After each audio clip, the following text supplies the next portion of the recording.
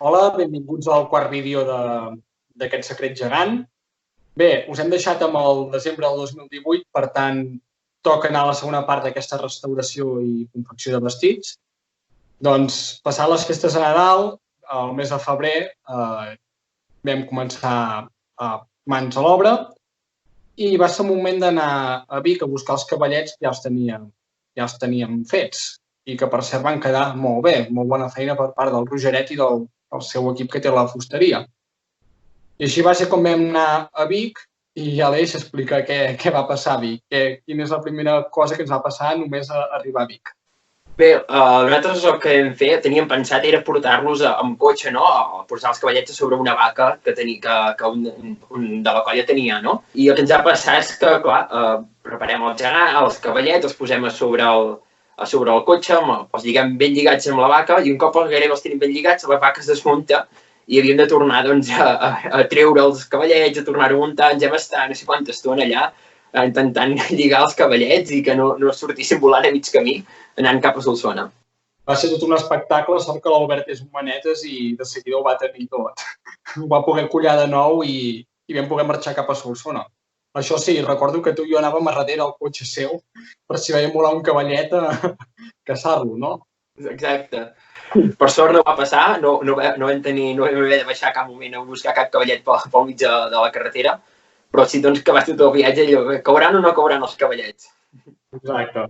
I res, vam arribar a Solsona, vam deixar els cavallets nous i ens vam emportar els vells. Uns dies més tard, el 4 de maig de l'any 2019, vam tornar al taller Casserres perquè doncs, ja tenien el que és tots els vestits als gegants, les capes encara no, però sí, els vestits ja els tenien ja acabats, o gairebé acabats, i ens han dit doncs, de pujar per anar a veure'ls i veure com anava tota la restauració dels vestits als gegants i també de la pintura, no? Exacte, una de les coses que ja vam acordar al principi és que el que volíem és anar pujant de tant en tant a Solsona per fer una mica de seguiment de com anava tot el procés de restauració. Llavors, aquest quan vam poder veure ja els vestits, que suposo faltaven els detalls, ara no ho recordo del tot, però ja vam veure com quedaven els vestits i ens van agradar molt, ens van sorprendre molt. Jo recordo que aquell dia va ser entrar a la gran porta del taller Casserres i, ostres, em vaig quedar impactat, no? Tot i que no tenien les capes, no tenien res, només tenien el vestit, no? Encara no estaven pintats, tampoc. Jo recordo entrar a aquell taller i veure, bàsicament, la gràcia era la geganta amb el canvi, amb la V baixa aquesta que té el vestit nou i les mànigues una mica més amples, no? Però em va sorprendre molt i vaig quedar com uns segons callat, sense poder dir res de la impressió d'aquella primera imatge, no? Sí, crec que tots ens hem quedat iguals, perquè és que ja, o sigui, no estaven ni les capes ni la pintura feta, no? I només veure els vestits d'aquells ja vam quedar però impactats, que veiem que, ostres, que aniria la cosa molt bé. El groc del gegant ressaltat amb el blau, que també queda superbé, va ser, bueno, és un tot, no? Que de cop aixecar el cap i veure aquells gegants. Exacte, sí. I qui més que millor que ens expliqui com va anar aquesta restauració, com va ser l'elaboració tant dels vestits com de la pintura dels gegants, com és la Cessa Casserres, que ens explica doncs, quines tècniques van utilitzar i com va anar tota la restauració. Bé, aquests són uns gegants que estan fets originalment en cartó-pedra i tot i que durant els 75 anys d'història han patit diverses restauracions i podíem veure diferents materials utilitzats, es va intentar recuperar aquesta part més original del cartó. Principalment en el cos i en els braços, que estaven bastant ben conservats, doncs es va reparar el cartó utilitzant el mateix material i reforçant-lo, i en la part escultòrica de les mans i el bust es va reparar tant la part de l'estuc com la part de la policromia, doncs utilitzant també els materials originals. La policromia original no es va poder recuperar perquè s'havia perdut i es van tornar a repintar utilitzant pintura a l'oli i pigments. Després, aquests gegants també es va refer tot el vestuari, utilitzant les teles adients per uns gegants d'aquesta categoria, tomassos, velluts, rasos, tota la part de passamaneria també. Bé, ja hem escoltat la Cessa de com va anar el procés de restauració, quines tècniques va utilitzar. Doncs bé, nosaltres seguim treballant internament a la colla i a Solsona vam tornar a pujar el 7 de juny, també per fer una mica de seguiment de com anava tota la restauració. I allà ja veiem els gegants desmuntats, el cap del gegant en un lloc i el de la gegant en un altre, i era perquè ja començaven a broncejar les capes. Amb el gegant van utilitzar una tècnica que es diu tècnica del pa d'or, que així ressaltava més la corona i quedava molt més xulo. Tenien els dos gegants, doncs amb els dos caps dels gegants separats del cos, els tenien a la taula treballant-hi, no? I una de les coses curioses és que aquell dia ens han donat, ens van ensenyar les teles de la capa del gegant, que ja la tenien físicament al taller, no? I ens han dit, ara que som uns quants, ajudeu-nos que així la plegarem i així ja la tindrem bé per començar a treballar, no? I vam sortir a l'entrada del taller Cacerres i se'ns va caure la capa a terra i la primera cosa que va ser tots correm i tots a netejar-nos que s'havien portat una mica a la capa i a la tela, no?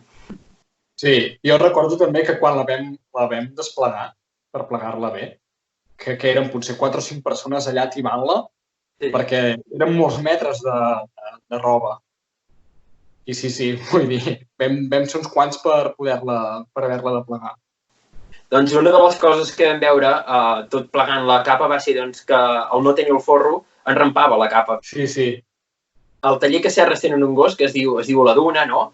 I ja havíem anat al taller poder 3-4 vegades ja, potser. Sí, ja ens coneixia. El gos ja ens coneixia. Sí. Doncs també s'estaven confeccionant els vestits, la restauració seguia en marxa i, per altra banda, també s'havien d'elaborar uns altres vestits, que eren els vestits dels macers que estrenaríem també el dia de l'espectacle. Aquests vestits sí que van anar a càrrec d'una modista de Moià, la Montse Ruano, i bé, aquell dia, el mes de juny ja el teníem quasi bé pràcticament fet, només quedaven els detalls i també era una cosa que va agradar molt a tota la colla. Exacte. El que vam fer, un de la colla, el Jaume, es van provar un dels vestits dels macers per acabar de prendre les mides que els hi faltava. Això va ser el 10 de juny, si no vaig equivocat. I ja veiem que prenia forma aquests dos personatges tan històrics per nosaltres i per Moià, no? I que li quedava molt bé. Llavors va arribar el 19 de juliol, era el juliol, per tant, faltaven pocs dies per l'estrena dels gegants. Quedava una setmana. Quedava just una setmana i vam anar a buscar els gegants al taller Cacerres, ja amb tots els vestits i tots els detalls ja acabadíssims i preparats ja per sortir per les portes de l'Ajuntament, no? Exacte, sí. O sigui, va ser arribar allà perquè encara no els havíem vist per parts, però no els havíem vist muntats, no?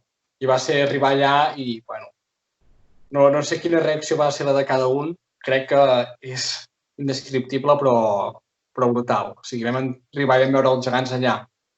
No sé si vam tirar 9 mesos enrere quan els havíem portat al taller i pensar com els havíem portat i com els trèiem i, bueno... No teníem per això. Va ser espectacular. A part que recordo que aquell dia, tot pujant al taller Cacerres, estàvem escoltant el que era l'espectacle, que ja en propers vídeos us ho anirem explicant, no? Però estàvem escoltant tots els àudios de l'espectacle i aprofitàvem qualsevol minut per saber per treballar pel projecte. Exacte. Recordo que aquella setmana el temps era tan just que havíem de treure els minuts on poguéssim i era just quan anàvem cap a Solsona que teníem tota la gravació de l'espectacle feta i totes les músiques ja preparades i durant el viatge a Solsona vam tenir que escoltar-ho per revisar-ho i que no faltés res o per poder arreglar les cosetes a última hora. Exacte.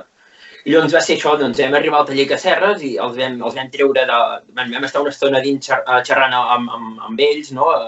Compartint les experiències i tot, i doncs els vam treure fora a l'entrada de Cal Cacerres i ens vam posar a fer fotos, que jo crec que aquell dia vam marcar amb el mòbil saturat sense més memòria de les fotografies que ens hem arribat a fer amb els gegants. Sí, era un moment únic que evidentment s'havien de fer fotos davant del taller, davant d'on s'havien restaurat i va ser un moment també molt maco que no sé si vam estar potser mitja hora fent fotografies ben bé, fins que els vam tapar perquè vam dir tapem-los que no es pot veure ningú, no fos cas que ens obrin el remoc i els trobin, i els hem tapar amb els impermeables que tenim perquè, bueno, per també protegir-nos de la pols i tot, i que segons on els poséssim a mullar, doncs que ningú es veigués. Exacte. Un dels secrets aquest dia va ser que vam portar, la Soto portava al cotxe doncs, el ram de la geganta, el mocador i el pergamí, doncs, per quan arribéssim al taller Casserres i fer totes les fotografies, poder-los-hi posar i ja tenir tot preparat. I ens hem trobat amb un problema aquell dia. I és que el ram i el mocador, cap problema, però ens hem trobat que el pergamí del gegant no entrava a dins de la mà. I era el pergamí que portava dins el mocador. Perquè s'havien fet unes modificacions a la mà internament, i llavors el pergamí recordo que no passava. I em deia, ai, com ho farem ara? I llavors, un cop a mullar, després de pensar-hi una mica i tot, l'Albert agafa el pergamí i treu un forro que tenia dintre, tots preocupadíssims a veure què passaria amb aquell pergamí, i va anar de conya, i gràcies a haver tret doncs, aquest suport de cartró dins del pergamí, doncs, hi va cabre bé i va anar perfecte doncs, per poder-li posar el pergamí. Exacte. I un cop tapats els gegants, ens hem carregat el remoc i era el moment de despedir-nos de la família Casserres i d'agrair-los tota la feina que havien fet des del 20 d'octubre que els anirem portar fins al 19 de juliol, no? És que van ser ben 9 mesos que els gegants van estar al taller. Una de les coses que aquell dia també vam fer va ser provar els gegants, no? Què més, que doncs, ja els teníem a les portes de Solsona, del taller Casserres, i els vam poder provar per primera vegada, no? I recordo que tant tu com el Jaume Canadell éreu, que sí. El vau provar, i el gegant feia poquet que li havien pintat les mirilles la mirilla del gegant per on veu el geganter, no? I surten del gegant tots dos, i tots dos amb el nas marcat de color blau pintat de la pintura. Sí, va ser una anècdota que bueno, de seguida es va solucionar, no? Però va estar bé.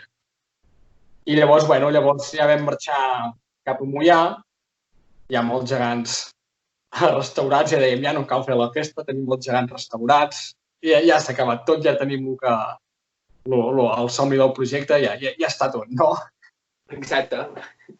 Bé, i abans d'acabar aquest vídeo ens agradaria escoltar la Cessa Casserres, que volem que ens expliqui què va significar per ells tenir els nostres gegants durant tant de temps, si els hi van agafar pressió al final o no. Doncs sí, és habitual que quan tens unes peces tant temps al taller ja els agafes una certa estima, són uns gegants que no vam coincidir mai aquí al taller, i tot i això amb tant temps els vam arribar a conèixer molt bé, i també és molt més fàcil treballar quan tens el temps suficient i no has d'anar amb presses, i és molt d'agrair tots aquests mesos que els vam poder tenir tranquil·lament aquí al taller, perquè els vam poder conèixer molt bé, estudiar molt bé els seus materials, i al final les modistes també van poder treballar molt còmodament, i sí, al final els hi vam agafar molt apreci perquè ja eren els habituals de tots aquells mesos al taller, i això també es va veure en el resultat final, perquè vam poder treballar això molt fàcilment i amb moltes facilitats. Gràcies, Cessa, per ajudar-nos a fer més gran l'exposició de com va anar aquesta restauració i el simbolisme que ha tingut pel taller Casserres aquests gegants, no? I el proper vídeo que volem explicar-vos és com va ser la preparació de la festa del 75è aniversari dels gegants, no? Del retorn gegant. I amb això també dir-vos que aquell proper vídeo tindrem dos convidats especials que també ens ajudaran a acabar d'explicar com va ser aquesta preparació, les últimes hores, com anàvem suant dia a dia, i ells també ens contribuiran una mica al projecte.